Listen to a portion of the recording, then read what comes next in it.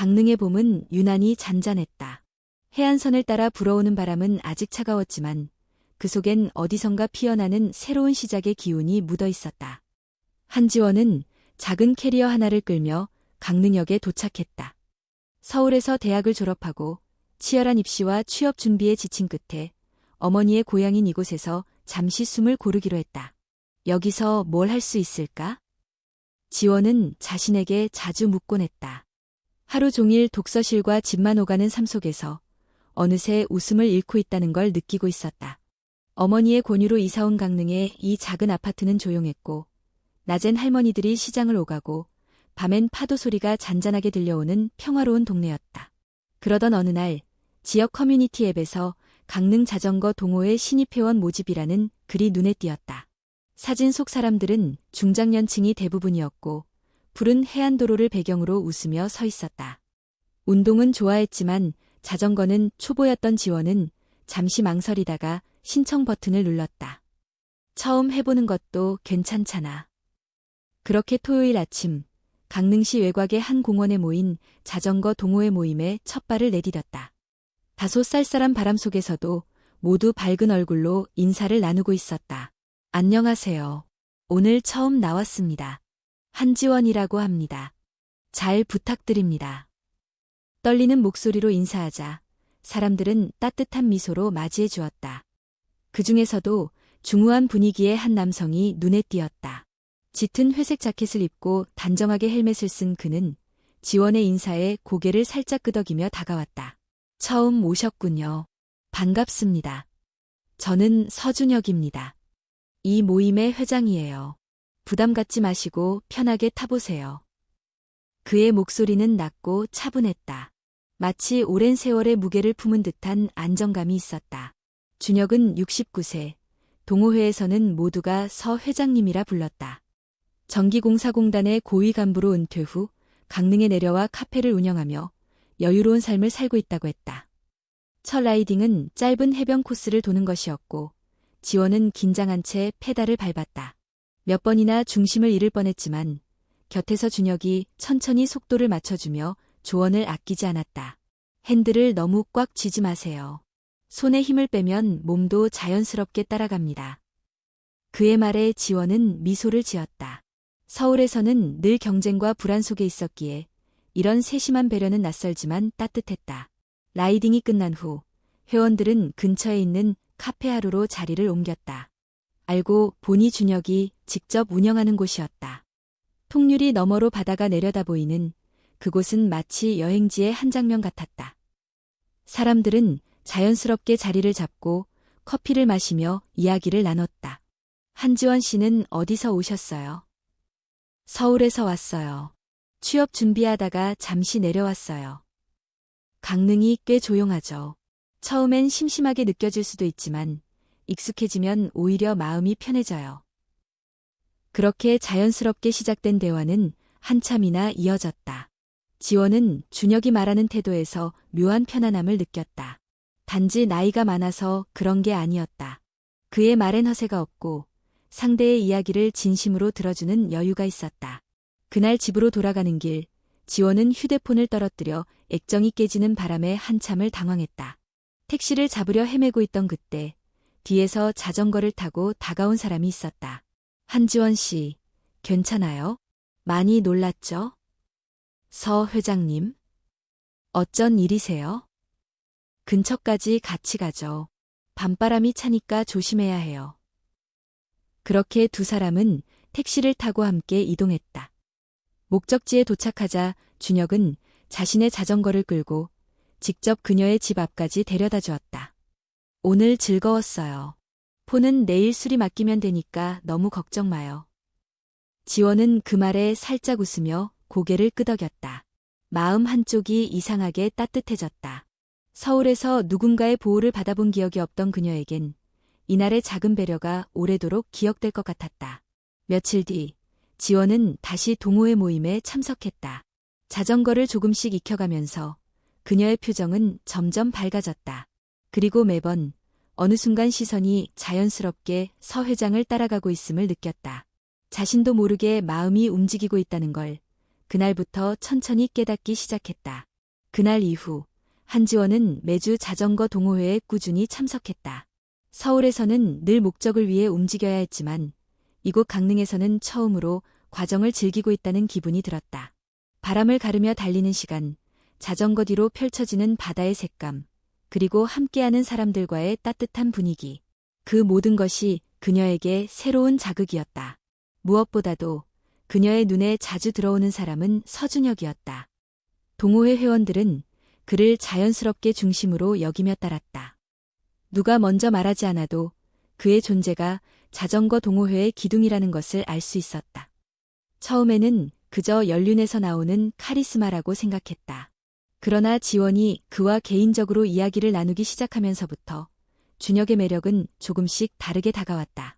라이딩이 끝난 어느 날, 두 사람은 카페에 나란히 앉아 있었다. 사람들은 하나둘 집으로 돌아가고 가게에는 은은한 재즈 음악과 커피향만이 남아 있었다.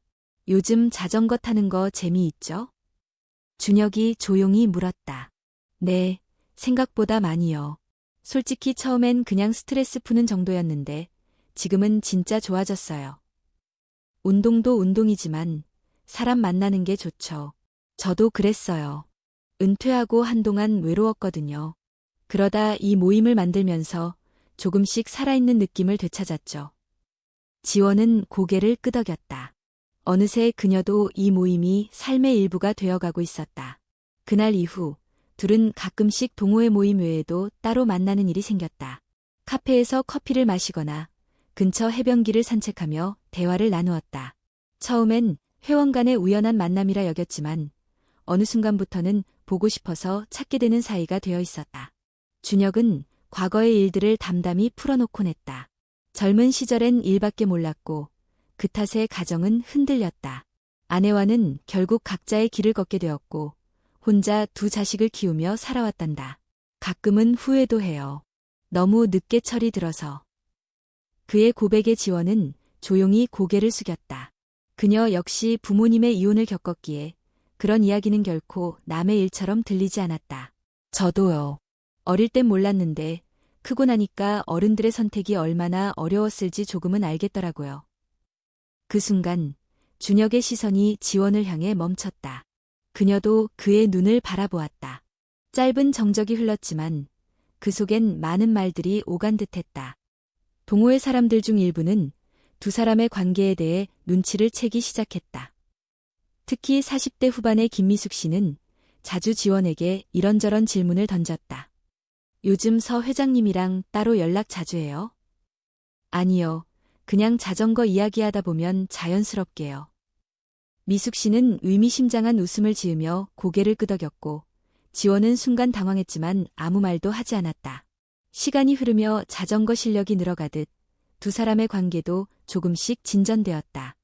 그러나 명확하게 연인이라는 이름을 붙이지는 않았다. 그저 서로의 곁에 있고 싶다는 마음이 자연스럽게 행동으로 이어지고 있을 뿐이었다. 어느 날은 갑작스런 봄비가 쏟아졌다. 대부분의 동호회원들은 귀가를 서둘렀지만 지원과 준혁은 비를 맞으며 해변 도로를 달렸다. 빗속에서도 두 사람은 웃고 있었다. 어쩌면 젖은 옷보다 더 무거운 것은 말하지 못한 감정들이었을지도 모른다. 그날 저녁 카페로 돌아온 두 사람은 옷이 흠뻑 젖은 채 안쪽 창가에 앉아 뜨거운 커피를 마셨다. 큰일이네요. 옷이 다 젖었어요. 여기 남자 옷 몇 벌 있어요. 갈아입고 가요. 감기 걸리면 안 되니까. 지원은 웃으며 고개를 끄덕이고 남자 셔츠와 바지를 입은 채 거울 앞에 섰다. 몸에 조금 큰 옷이 어색했지만 이상하게 편안했다. 카페 창밖에선 여전히 비가 내리고 있었고 그날의 강릉은 유난히 조용했다. 준혁은 말없이 그녀를 바라보다가 조용히 한마디 했다. 지원 씨는 참 이상한 사람 같아요. 에요. 누군가의 일상에 들어와서 그걸 특별하게 만드는 사람. 그런 사람은 흔치 않거든요. 지원은 대답하지 못했다.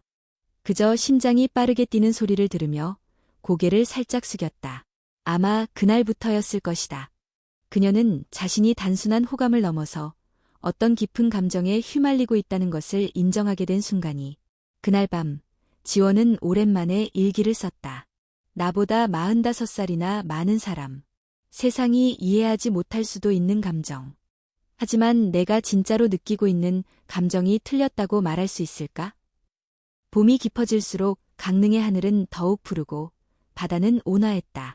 한지원은 매주 주말마다 자전거를 타며 새로운 루트를 탐험했고 그 여정의 중심에는 언제나 서준혁이 있었다. 두 사람은 서로 말하지 않아도 같은 속도로 달리고 같은 곳에서 멈췄다. 묘한 동기화가 이루어진 듯한 느낌이었다. 그러나 그 감정이 단순한 호감 이상이라는 사실을 지원은 점점 자각하게 되었다. 그를 생각하면 마음이 편안해지지만 동시에 불안해졌고 마주칠 때마다 설렘과 동시에 조심스러움이 함께 찾아왔다. 어느 토요일, 동호회 정기 모임이 끝난 뒤였다. 회원들은 근처 막국수 집에 모여 점심 식사를 하며 이야기꽃을 피우고 있었다.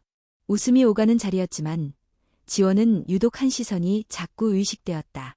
요즘 한지원 씨, 회장님이랑 많이 가까워 보이던데요? 김미숙 씨가 웃으며 말했다.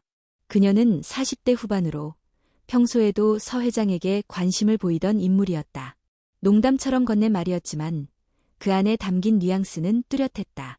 지원은 당황한 기색을 감추려 애썼다. 그냥 자전거 배우다 보니 자연스럽게 가까워졌어요. 아무래도 초보니까요. 그래도 회장님이 그렇게까지 신경 써주는 경우는 드물었는데. 미숙 씨의 말에 주변 몇몇 회원들이 의미심장하게 웃었다. 그 순간 지원은 머릿속이 복잡해졌다. 그동안의 따뜻한 순간들이 타인의 시선 속에서는 다른 의미로 왜곡될 수 있다는 현실이 무겁게 다가왔다. 식사가 끝난 뒤 지원은 조용히 자리를 빠져나왔다. 바닷가 근처의 벤치에 앉아 바람을 맞으며 생각에 잠겼다. 자신이 느끼는 감정은 분명 진심인데 왜 이렇게 혼란스러울까? 나이 차이, 주변의 시선, 그리고 무엇보다 이게 맞는가에 대한 두려움이 그녀의 가슴을 짓눌렀다. 그때 조용히 다가온 발걸음 소리가 들렸다. 고개를 들자 준혁이 서 있었다. 괜찮아요? 지원은 억지로 미소를 지었다. 그냥 조금 생각이 많아졌어요. 준혁은 말없이 그녀 옆에 앉았다. 한동안 둘은 아무 말 없이 바다를 바라보았다. 파도 소리가 감정을 정리해주는 듯한 느낌이었다. 얼마 후 지원이 입을 열었다. 회장님, 솔직히 말씀드려도 될까요? 물론이죠. 요즘 사람들이 저희를 어떻게 보는지 느껴져요. 누군가는 그냥 농담처럼 말하지만 어떤 사람은 불편해하고 있는 것도 느껴져요. 저도 처음엔 그냥 따뜻한 어른이라 생각했는데 지금은 그게 아니라는 걸 알아요. 그녀의 고백에 준혁은 잠시 말을 잃었다. 하지만 이내 조용히 말했다. 저도 알아요. 지원 씨가 내게 어떤 존재인지 더 이상 부정할 수 없다는 것도요. 하지만 저는 지원 씨가 상처받는 게 가장 걱정돼요. 지원은 고개를 끄덕였다. 그 역시 같은 두려움을 품고 있다는 걸 알 수 있었다. 감정은 자연스럽게 자라났지만 그 감정을 지키는 일은 결코 쉽지 않았다. 그날 저녁, 지원은 어머니와 통화를 했다. 평소보다 목소리가 가라앉은 그녀를 느낀 어머니가 물었다. 지원아, 무슨 일 있어? 그냥 요즘 생각이 많아요. 엄마는 나이 차이가 많이 나는 연애에 대해 어떻게 생각해요? 누굴 만나고 있니? 그냥 가정도 있고 나이도 많고 사람들 시선도 좋지 않을 거야. 하지만 그 사람 앞에서는 내가 나다워져. 전화기 너머로 잠시 정적이 흘렀다. 이내 어머니는 조용히 말했다. 사랑이라는 게 때로는 비이성적이고 예측할 수 없지. 중요한 건 그 사람과 함께 있을 때 내가 행복한지를 스스로 아는 거야. 그리고 그 사람이 너를 존중하고 책임질 수 있는 사람인지도. 지원은 눈물을 참았다. 오랜만에 진심으로 위로받는 기분이었다. 며칠 뒤 준혁은 카페에서 작은 와인을 꺼냈다. 늦은 밤 가게 정리를 마치고 남은 두 사람은 조용히 잔을 부딪혔다. 오늘은 무슨 날이에요? 별건 아니고 그냥 용기를 내보려고요. 준혁은 잔을 내려놓고 지원을 바라봤다. 저는 더 이상 피하지 않기로 했어요. 만약 이 감정이 진짜라면 지켜야죠. 세상이 뭐라고 하든. 지원은 놀란 듯 그를 바라봤다. 하지만 이내 천천히 웃으며 대답했다. 저도요. 저 역시 더는 숨기지 않을래요. 이제는 말하고 싶어요. 저, 회장님은 좋아해요. 그 순간 두 사람 사이에 있었던 모든 망설임이 사라졌다. 말로 표현하기 어려운 감정들이 교차했고 서로의 손을 맞잡았다. 아직 넘어야 할 벽이 많다는 걸 알지만 그 벽 앞에서 함께 서 있다는 사실만으로도 충분했다. 그날 밤 바닷가를 걷는 두 사람의 그림자는 길게 드리워졌다. 조용한 강릉의 밤은 여전히 아름다웠고 그 속에서 한 남자와 한 여자는 사랑이라는 감정의 무게를 천천히 받아들이고 있었다. 그날 밤 이후 두 사람의 관계는 조심스럽게 한 걸음 더 나아갔다. 더 이상 애매한 감정의 이름으로 서로를 부르지 않았다. 말하지 않아도 알 수 있는 애틋함 대신 이제는 분명한 애정을 표현하고 싶었다. 손을 잡는 것, 눈을 바라보는 것, 조용한 미소 하나에도 서로를 확인하고 싶었다. 하지만 현실은 그리 단순하지 않았다. 둘은 여전히 동호회에서는 특별한 내색을 하지 않았다. 카페에서 만날 때도 정해진 시간에 따로 나오지 않고 모임이 끝난 후 자연스럽게 남게 되는 시기였다. 강릉은 조용한 도시지만 그만큼 누가 누구와 가까운지도 쉽게 퍼지는 곳이었다. 어느 날 동호회에서 속초까지 1박 2일 라이딩 계획이 잡혔다. 봄의 끝자락, 해안도로를 따라 달리는 코스로 많은 회원들이 기대하고 있었다. 지원도 참석을 결정했고 준혁은 준비물을 꼼꼼히 챙겨주었다. 텐트랑 침낭은 다 준비됐어요. 무리하지 말고 힘들면 중간에 차로 옮겨 탈 수 있도록 미리 말해요. 네, 알겠어요. 근데 회장님. 응. 우리 언제까지 이렇게 조심스럽게 있어야 할까요? 준혁은 고개를 숙였다. 그녀의 눈빛엔 서운함보다 진심이 담겨 있었다. 나도 늘 고민해요. 말하고 싶죠. 이 사람이 내가 사랑하는 사람입니다라고. 하지만 그 말 한마디가 누군가에게 상처가 될까봐, 또 당신에게 부담이 될까봐 미루게 돼요. 알아요. 하지만 저는 숨기고 싶지 않아요. 누군가에게 부끄러운 사랑을 하고 있다고 생각하지 않으니까요.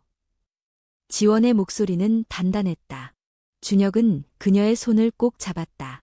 그날 이후 두 사람은 마음을 정했다. 누가 먼저 묻기 전까지는 굳이 설명하지 않지만 그렇다고 부정하거나 피하지도 않겠다고. 속초 라이딩은 생각보다 힘들었지만 바닷가에서 함께한 캠핑은 그 무엇보다 소중한 기억이 되었다. 텐트를 나란히 치고 모닥불 앞에서 마신 따뜻한 커피, 그리고 깊은 밤에 나눈 속 이야기는 둘만의 비밀이 되었다. 그러나 다음 날 아침, 예상치 못한 상황이 벌어졌다. 모든 일정이 끝나고 강릉으로 돌아오는 버스 안, 한 회원이 무심코 던진 말이 분위기를 바꾸었다. 서 회장님, 요즘 한지원 씨랑 꽤 자주 따로 보이던데요. 혹시 두 분, 뭐 있으신 건 아니죠? 버스 안은 순간 조용해졌다. 장난처럼 던진 말이었지만 모두가 귀를 기울이고 있었다. 준혁은 웃으며 넘기려 했지만 지원은 그 순간 결심한 듯 입을 열었다. 네, 맞아요. 저희 서로 알아가는 중이에요. 모두의 시선이 그녀를 향했다. 어떤 이는 놀랐고 어떤 이는 당황했으며 누군가는 곧 한숨을 쉬었다. 준혁이 당황해 말하려 했지만 지원은 그를 말렸다. 저는 부끄럽지 않아요. 오히려 자랑스럽다고 생각해요. 이 사람이 얼마나 따뜻하고 책임감 있는 사람인지 저는 잘 아니까. 버스 안의 공기는 묘하게 달라졌다. 누군가는 고개를 돌렸고 누군가는 창밖만 바라보았다. 그날 이후 동호회 분위기는 예전 같지 않았다. 가장 먼저 변화를 드러낸 건 김미숙 씨였다. 그녀는 다음 모임의 모습을 드러내지 않았고 단체 채팅방에도 조용했다. 또 다른 중년 남성 회원 몇 명도 불편하다는 듯 직접적인 질문을 던지기 시작했다. 지원 씨, 진심으로 이 관계가 오래 갈 수 있다고 생각해요? 혹시 부모님은 알고 계세요? 회장님, 이렇게 연세 차이가 큰 건 사회적으로도 무책임하다고 볼 수 있어요. 그 질문들은 날이 서 있지 않았지만 충분히 상처가 되었다. 지원은 그날 집에 돌아와 눈물을 참지 못했다. 자신이 선택한 사랑이 누군가에게는 혐오나 우려의 대상이 된다는 사실이 마음을 아프게 했다. 하지만 가장 괴로웠던 건 자신보다 준혁이 더 큰 부담을 느낀다는 것이었다. 며칠 후 준혁은 카페 문을 닫은 늦은 밤 조용히 입을 열었다. 내가 당신에게 너무 큰 짐이 되는 건 아닐까 걱정돼요. 이런 시선들을 다 감당하면서까지 나와 함께해야 하나. 지원은 그의 손을 잡았다. 회장님이 짐이라면 그건 내가 안고 싶은 짐이에요. 누가 뭐라고 해도 저는 지금 이 선택이 후회되지 않아요. 그녀의 말에 준혁은 오랜 침묵 끝에 고개를 끄덕였다. 그래요. 그렇다면 나도 더 이상 피하지 않을게요. 내 인생 후반부에 가장 용기 있는 결정을 해보려 해요. 그날 이후 둘은 당당해졌다. 여전히 몇몇 회원들은 불편한 기색을 감추지 않았지만 두 사람은 더 이상 시선을 피하지 않았다. 카페에 함께 있는 모습을 보이기도 했고 동호회 모임에서도 자연스럽게 앉아 대화를 나누었다. 누군가는 여전히 뒷말을 했고 누군가는 침묵으로 반응했지만 그 어떤 것도 이제는 두 사람의 관계를 흔들 수 없었다. 그들의 사랑은 더 이상 숨길 수 있는 것이 아니었다. 계절은 어느덧 여름으로 향하고 있었다. 강릉의 하늘은 맑고 뜨거웠고 해안도로에는 자전거를 즐기는 사람들이 부쩍 많아졌다.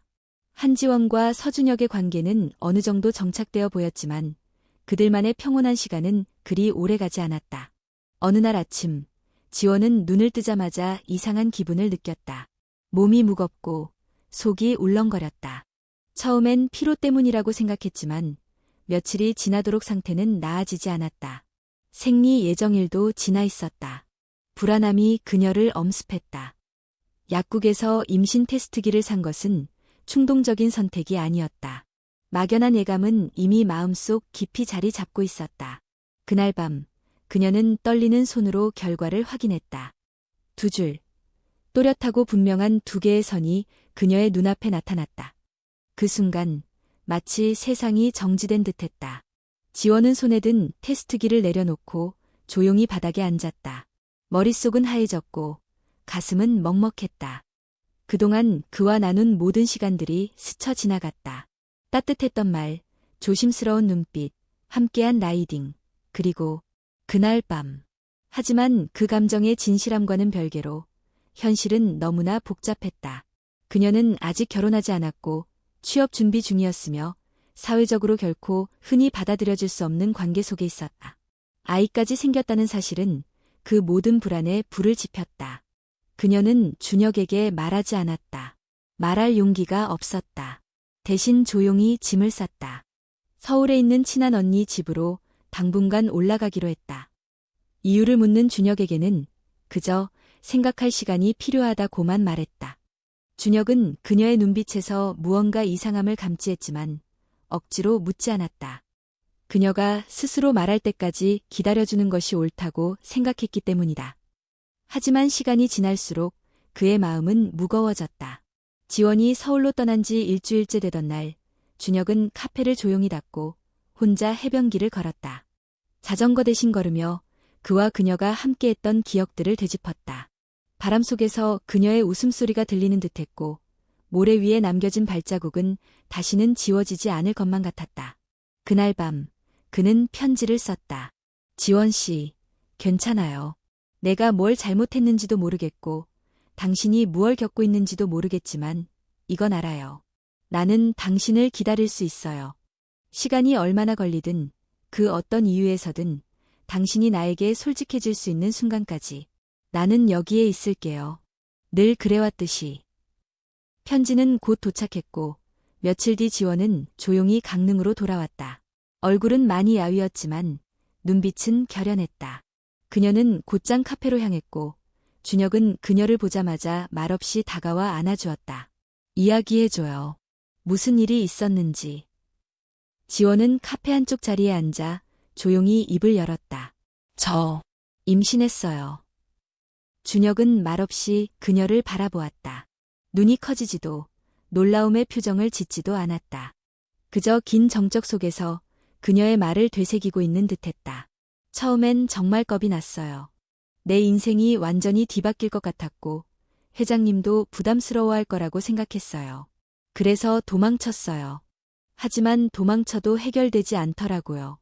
결국은 다시 돌아와야 한다는 걸 알았어요. 준혁은 천천히 고개를 끄덕였다. 그의 얼굴엔 놀라움보다 책임감이 먼저 떠올랐다. 미안해요. 내가 더 조심했어야 했는데. 회장님 탓 아니에요. 저도 알고 있었어요. 이게 단순한 감정이 아니라는 거요. 그리고 저는 이 아이를 지우고 싶지 않아요. 그 말에 준혁은 잠시 눈을 감았다. 그리고 다시 그녀를 바라보며 단호하게 말했다. 나도 그래요. 당신과 이 아이 모두 소중해요. 힘들겠지만 함께해요. 내가 책임질게요. 그날 밤 카페는 문을 닫았지만 두 사람의 이야기는 끝나지 않았다. 여러 가지 계획을 세워야 했고 무엇보다 이 사실을 주변에 어떻게 전해야 할지 고민이 컸다. 지원은 부모님께 아직 말하지 못했다. 준혁 역시 두 자식에게 이 사실을 어떻게 전해야 할지 막막했다. 그들은 아직 아무것도 준비되지 않았지만 한 가지는 분명했다. 서로를 향한 감정, 그리고 생겨난 생명을 지키겠다는 의지. 그 이후 두 사람은 조금씩 변화를 준비해 나갔다. 지원은 병원에서 정기검진을 받기 시작했고 준혁은 카페 일정을 조정해 그녀가 무리하지 않도록 배려했다. 임신이라는 현실이 가져다준 불안 속에서도 그들은 더 단단해지고 있었다. 하지만 그들을 둘러싼 세상은 그렇게 쉽게 변하지 않을 것이었다. 임신 사실을 서로 받아들이고 함께 책임지기로 다짐한 뒤 한지원과 서준혁은 이전보다 더 조심스럽게 움직였다. 둘만의 다짐은 단단했지만 세상의 시선은 언제나 그들보다 빠르게 움직였다. 처음 변화의 조짐이 보인 건 자전거 동호회 내부였다. 지원이 갑자기 활동을 쉬고 다시 나타났을 땐 눈에 띄게 달라진 분위기였다. 약간 부은 얼굴, 조심스러운 행동들. 몇몇 회원들이 눈치를 채기 시작했다. 혹시 한지원 씨, 요즘 좀 이상하지 않아요? 서 회장님이랑 같이 있는 시간도 더 늘어난 것 같고. 소문은 빠르게 퍼졌고 마침내 어느 회원이 의심 섞인 목소리로 말했다. 둘이 혹시 아이를 가진 건 아니겠죠? 확인되지 않은 말은 순식간에 진실처럼 굳어졌다. 마치 모든 사람들이 그 장면을 목격이라도 한 듯 이야기는 점점 과장되었고 결국 어느 블로거가 강릉 지역 커뮤니티에 글을 올렸다. 69세 전직 공무원, 20대 여성과 동거 중, 혼전 임신설까지. 자극적인 제목, 모자이크 처리된 두 사람의 사진, 그리고 근거 없는 추측들이 섞인 글은 하루 만에 수천 건이 조회수를 기록했다. 강릉 지역 커뮤니티를 넘어서 전국적인 이슈로 번져갔다. 몇몇 연예인 뉴스 뒤에 마치 흥미거리처럼 언급되기 시작했다. 카페 하루의 평점은 갑자기 떨어졌고 리뷰에는 이런 글들이 올라오기 시작했다. 여기 젊은 여자랑 나이 든 남자랑 이상한 관계래요. 기분 나빠서 다시는 안 가요. 진짜 아버지 뻘인데 저게 사랑이라고요? 지원은 핸드폰을 켜지 못했다. 문자, 알림, 전화가 끊임없이 울렸고 그녀는 점점 숨을 곳이 없다고 느꼈다. 하루아침에 자신이 누군가의 논쟁거리가 되어 있었다. 사랑 하나로 모든 것을 감내할 수 있다고 믿었던 마음이 흔들리기 시작했다. 준혁은 그녀를 곁에 두고 묵묵히 지켜봤다. 변명하지 않았고 당황하지도 않았다. 대신 고요한 결심을 다진 듯한 얼굴이었다. 며칠 뒤 그는 직접 기자회견을 열었다. 정식 보도자료도 아니고 거창한 장소도 아니었다. 카페 한 켠에 기자들을 초청해 조용히 자리를 마련했다. 무대도 조명도 없었지만 그의 눈빛은 또렷했다. 기자들이 질문을 쏟아내기 전에 그는 먼저 말했다. 저는 서준혁입니다. 현재 강릉에서 작은 카페를 운영하고 있고 자전거 동호회를 통해 지역 주민들과 소통하며 살아가고 있습니다. 오늘 이 자리에 선 이유는 간단합니다. 소문으로 퍼진 이야기들에 대해 진실을 말씀드리고자 합니다. 그는 A4 용지 한 장 분량의 글을 꺼내 천천히 읽기 시작했다. 저는 한지원 씨와 서로의 삶에 대해 깊이 이해하고 존중하며 사랑하고 있습니다. 우리는 우연히 만나 조심스럽게 감정을 키웠고 이제는 함께 아이를 맞이할 준비를 하고 있습니다. 나이 차이는 큽니다. 그러나 그 누구도 서로에게 강요한 적 없으며 저희는 동등한 관계로서 서로를 선택했습니다. 기자석은 조용했다. 일부는 놀란 표정이었고 일부는 고개를 끄덕였다. 그는 말을 이었다. 이 관계로 인해 누군가 상처를 입었다면 죄송합니다. 그러나 사랑이란 감정 자체가 왜곡되어 조롱받을 이유는 없다고 생각합니다. 특히 제 아이를 품고 있는 여성에게 비난의 화살이 향하는 것은 부당합니다. 모든 책임은 제게 있습니다. 그는 마지막으로 고개를 숙였다. 기자들은 일제히 플래시를 터뜨렸다. 그날 오후 그의 기자회견 영상은 SNS에서 빠르게 공유되었다. 비난과 조롱의 댓글 속에서도 그를 지지하는 목소리들이 하나둘 생겨나기 시작했다. 처음엔 놀랐지만 이 정도 용기면 진심이 맞겠지. 진짜 책임지는 남자네요. 멋있다.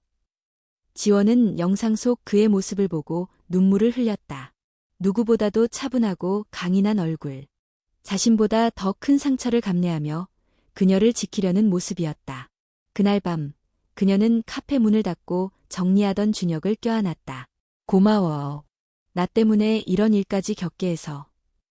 아니에요. 당신이 있어서 내가 이렇게 살아있다고 느끼는 거려.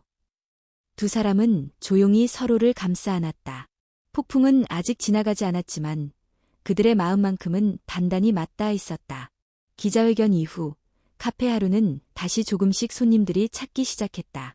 지지와 응원의 메시지도 늘어났고 동호회 일부 회원들은 조심스럽게 연락을 해왔다. 회장님, 저희가 먼저 판단했던 것 같아요. 죄송합니다. 지원 씨, 혹시 도울 일 있으면 언제든 말씀하세요. 세상이 아주 조금 달라진 듯 보였지만 아직 가장 큰 산은 남아있었다. 바로 가족이었다. 준혁의 두 자녀는 서울에 거주하고 있었고 평소에도 자주 연락하는 사이는 아니었다. 하지만 기자회견 이후 언론을 통해 소식을 접한 큰아들 서지훈이 곧장 전화를 걸어왔다. 아버지, 지금 뉴스에 나오는 게 진짜예요? 준혁은 조용히 대답했다. 그래, 내가 말하려던 참이었다. 24이라면서요. 저랑 거의 나이 차이 없잖아요. 지훈아.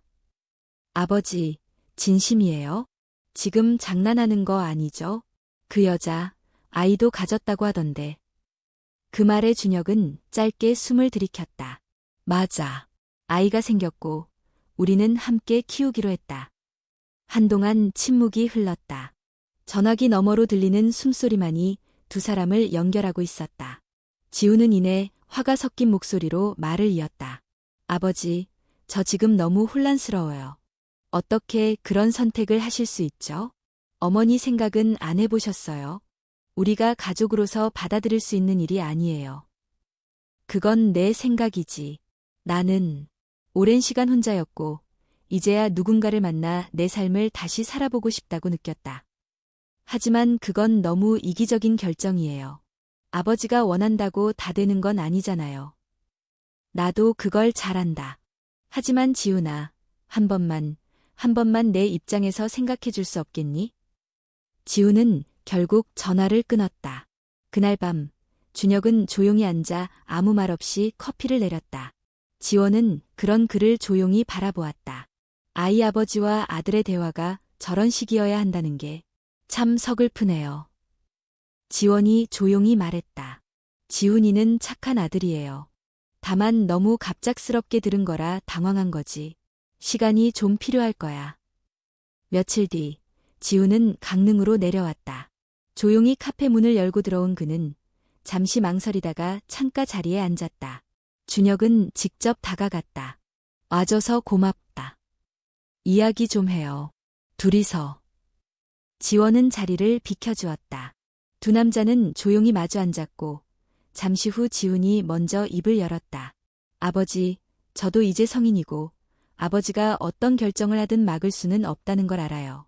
하지만 이건 너무 극단적이에요. 그 여자가 진짜 아버지를 사랑한다고 해도 이건 현실적으로 무리예요. 나는 현실을 무시하지 않았어. 오히려 너무 현실적이었기 때문에 지금껏 모든 걸 참고 살아왔지. 하지만 이번엔 내 감정을 무시하지 않기로 했어. 그럼 저는요? 동생은요? 앞으로 우린 뭘로 불러야 해요? 새어머니, 동생. 준혁은 한참을 바라보다가 조용히 말했다. 내가 날 뭐라고 부르든 괜찮아. 하지만 그 아이는 내 아버지의 아이야. 그리고 지원이는 내가 평생 지키고 싶은 사람이야. 나이가 많다는 이유만으로 사랑할 자격조차 없다고 생각하지는 않으려 해. 지훈은 주먹을 꼭 쥐었다. 감정이 북받쳤지만 아버지의 눈빛에서 결코 흔들림 없는 결심을 읽을 수 있었다. 아버지, 정말 이 길을 가시겠다는 거예요? 그래. 그리고 지훈아, 난 너희가 축복해주지 않아도 괜찮아. 하지만 최소한 나를 아버지로 기억해줬으면 좋겠다. 지훈은 더 이상 아무 말도 하지 못했다. 자리를 조용히 떠났고 그날 밤 준혁은 깊은 한숨을 내쉬며 말했다. 부모가 된다는 건 정말 끝없는 선택의 연속이구나. 지원은 그의 손을 잡으며 말했다. 회장님은 지금도 충분히 좋은 아버지예요. 그리고 앞으로 더 좋은 아버지가 될 거예요. 며칠 후 지훈에게서 메시지가 왔다. 아버지, 생각해봤어요. 당장은 받아들이기 어렵지만 아버지가 그렇게 원하신다면 존중할게요.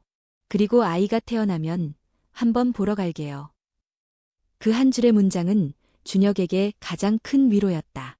가족이라는 가장 높은 벽은 아직 완전히 넘지 못했지만 작은 문 하나가 열리고 있었다. 봄이 지나고 여름이 다가오던 어느 날 한지원과 서준혁은 조용히 결혼식을 올리기로 결심했다. 화려한 예식장도 수백 명의 하객도 필요 없었다. 그저 서로를 바라보며 다짐할 수 있는 시간과 공간이면 충분했다. 정말식은 작게 해도 괜찮아요? 지원이 물었다. 물론이지. 내가 원한 건 당신과 함께하는 삶이지. 남들에게 보여주기 위한 이벤트가 아니니까. 결혼식은 카페 하루에서 열기로 했다. 바다가 보이는 창가 옆 공간을 정리하고 가까운 지인들과 가족만 초대하기로 했다. 메뉴는 직접 고른 손수 만든 케이크와 간단한 브런치였고 장식은 동호회 회원들이 손수 꾸며주었다. 서지훈도 참석을 약속했다. 축하까지는 아직 못하겠지만 아버지의 선택을 지켜보는 건 제 몫이니까요. 그의 말은 짧았지만 준혁에게는 큰 의미로 다가왔다.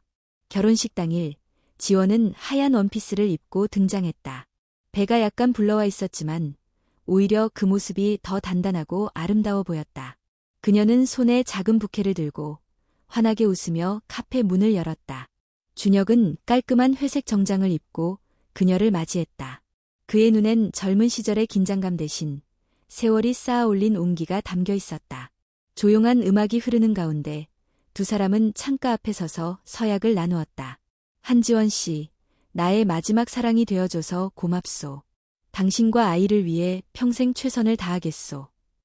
서준혁님, 나를 있는 그대로 받아줘서 고맙습니다.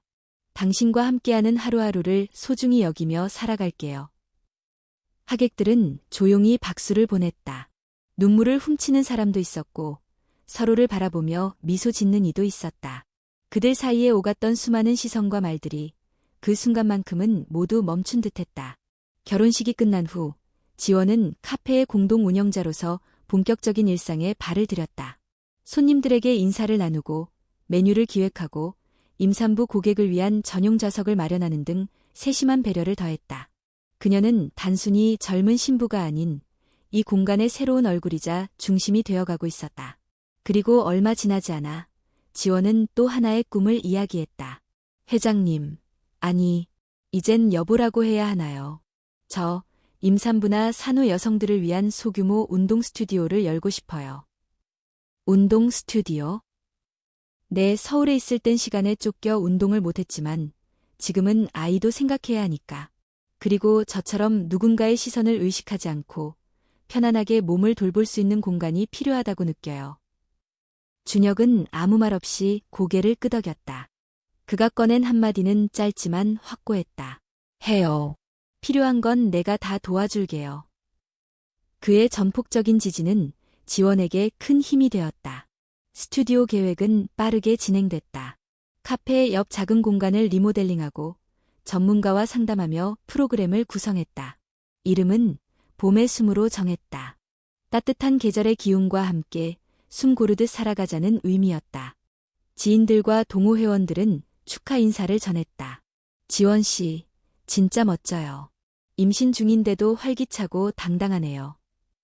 회장님이랑 정말 잘 어울리는 것 같아요. 두 분 다 조용히 자기 길 가는 모습이 인상적이에요. 동호회 모임에서도 두 사람은 더 이상 특별한 존재가 아니었다. 함께 라이딩을 하며 웃고 회식 자리에서 나란히 앉는 모습은 이제 익숙해진 풍경이 되었다. 어느 날 김미숙 씨가 다가와 조용히 말했다.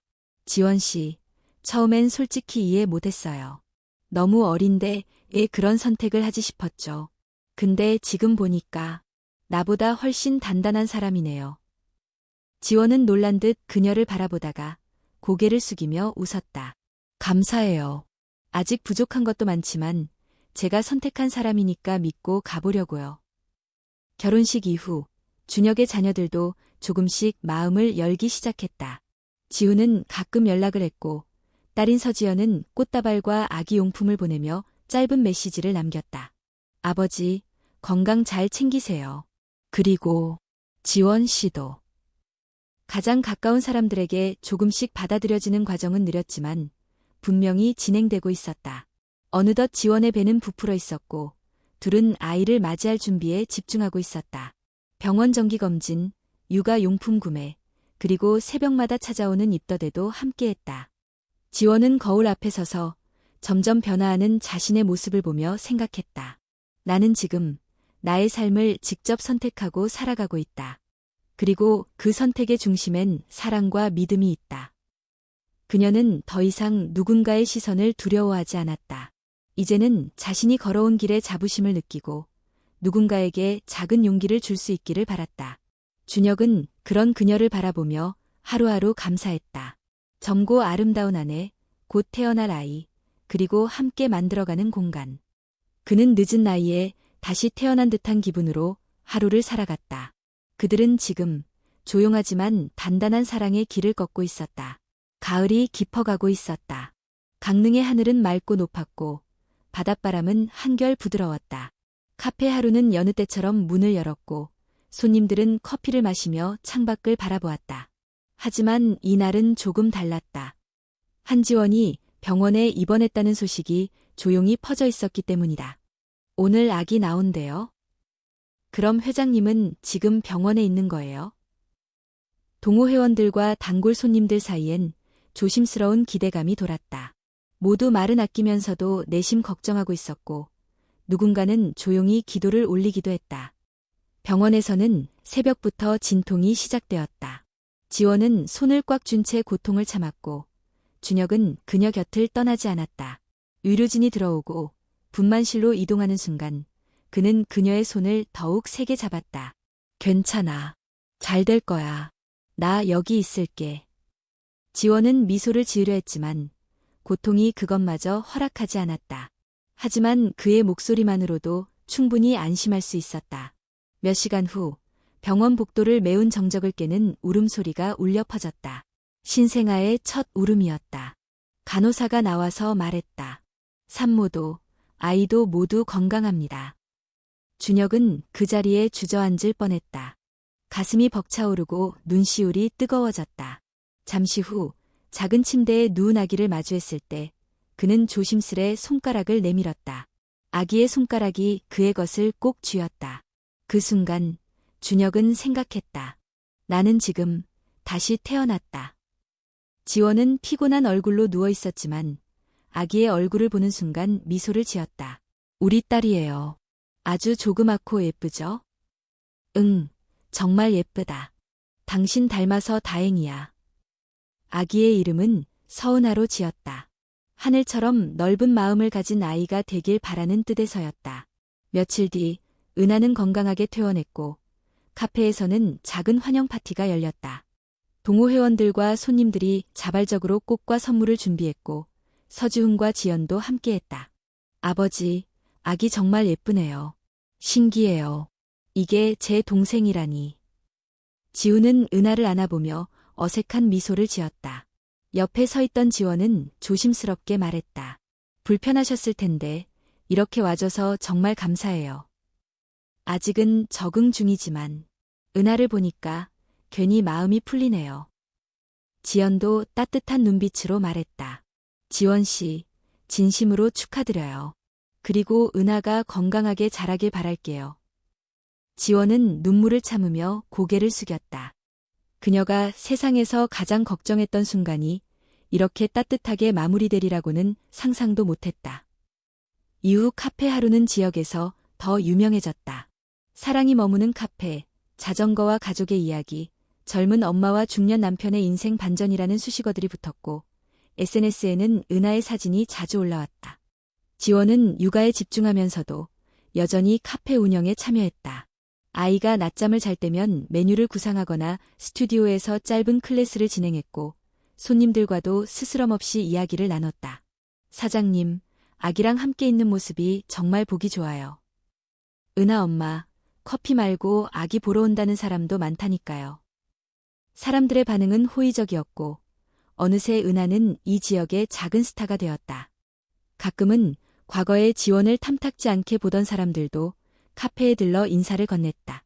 처음엔 좀 걱정됐지만 이렇게 잘 지내는 거 보니까 마음이 놓이네요. 지원 씨가 대단한 사람이란 걸 이제야 알았어요. 그럴 때마다 지원은 진심 어린 미소로 답했다. 감사합니다. 저희는 그저 우리 방식대로 살아가고 있을 뿐이에요. 준혁은 하루하루가 축복처럼 느껴졌다. 늦은 나이에 다시 시작한 삶, 젊은 아내와 함께 키우는 아이, 그리고 자신을 받아주는 주변의 따뜻한 시선들. 그는 매일 새벽 자전거를 타며 생각했다.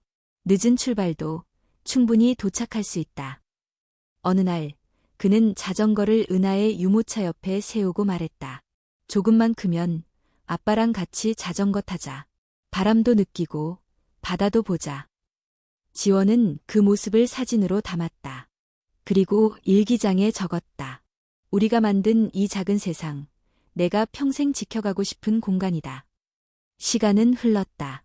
은하가 태어난 지 어느덧 1년이 지나고 카페 하루는 어느새 강릉의 명소 중 하나가 되어 있었다. 지역 주민은 물론 관광객들까지 찾아와 창가 자리에 앉아 커피를 마시며 묻곤 했다. 여기가 그 부부가 운영하는 카페 맞죠? 나이차 많이 나는 커플. 그 말에는 이제 더 이상 호기심이나 의심이 담겨 있지 않았다. 오히려 존중과 약간의 부러움이 섞인 따뜻한 말투였다. 지원은 카페 한편에서 은하와 놀다가 종종 창밖을 바라보았다. 바다와 산, 그리고 자전거가 달리는 길, 그 모든 풍경 속에 자신이 있었다. 그리고 그 곁엔 언제나 준혁이 있었다. 그녀는 어느 날부터인가 짧은 글을 쓰기 시작했다. 처음엔 일기처럼, 나중에는 기록처럼. 한 문장 한 문장에 그동안의 시간과 감정을 눌러 담았다. 그녀가 적은 노트의 첫 장에는 이렇게 적혀 있었다. 이야기는 아무도 예측하지 못한 사랑에 관한 기록이다. 누군가는 비난했고 누군가는 외면했지만 우리는 끝내 살아냈다. 카페 운영과 육아, 운동 스튜디오까지. 하루하루는 분주했지만 그녀는 그 속에서 가장 자신다웠다. 무엇보다 중요한 것은 자신이 스스로의 삶을 선택했고 그 선택을 사랑했다는 사실이었다. 준혁은 여전히 매일 새벽 자전거를 탔다. 체력을 유지하고 마음을 다스리며 새로운 하루를 준비하는 그만의 방식이었다. 자전거를 타는 중에는 많은 생각이 들었다.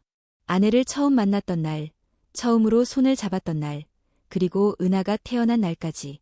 어느 날 아침, 그는 자전거를 세우고 길가 벤치에 앉았다. 짧은 바람이 불었고 하늘은 맑았다. 그는 혼잣말처럼 중얼거렸다. 인생은 참 이상해. 젊은 날엔 모든 걸 가졌다고 믿었지만 진짜 중요한 건 지금 와서야 알게 되었어. 그는 은퇴 후 단지 여유롭고 조용한 노후를 원했던 것이 아니었다. 그보다 더 간절했던 건 누군가와 진심으로 연결된 삶이었다. 지켜야 할 사람, 함께 나눌 감정, 다시 설레일 수 있는 하루.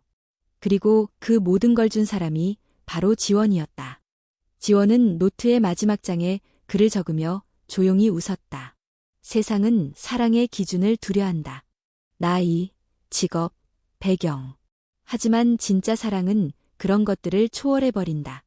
그리고 때로는 상처받을 용기가 있는 자만이 진짜 사랑을 누릴 수 있다. 그녀는 자신들의 이야기를 언젠가 책으로 엮어낼 생각을 하고 있었다.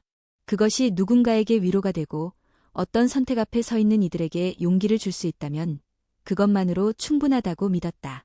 어느 일요일 오후, 가족 사진을 찍기 위해 모두가 카페 앞에 모였다. 꽃다발과 풍선, 그리고 우리의 첫 번째 생일이라는 작은 배너가 걸렸다. 지훈과 지연도 함께했다.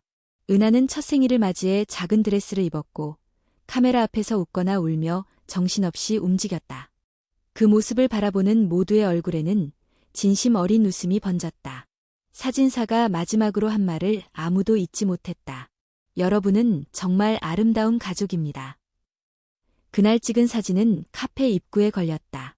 많은 이들이 그것을 보며 묻곤 했다. 이 가족은 어떤 이야기를 갖고 있을까요? 지원은 웃으며 대답하곤 했다. 긴 이야기예요. 하지만 끝은 아직 없답니다.